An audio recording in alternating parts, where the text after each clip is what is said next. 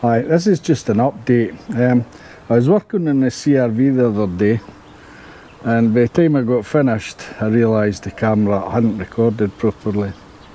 So anyway, so the work I got done on it, the bonnet's still a bit...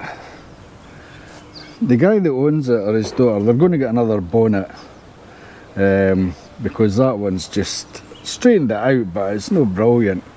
There's a couple of wee chrome bits missing here and here, but I've refabricated everything else that came with the car, and yeah, she looks no bad. There's a wee bit of filling on the far side here, but yeah, just in here, and you can see it a wee bit, but you know what, it's better than it was, and at least it's drivable now.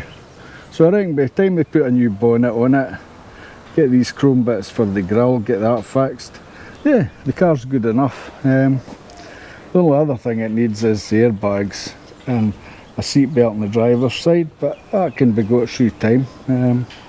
But yeah, so that's an update on the CRV, just in case you missed it.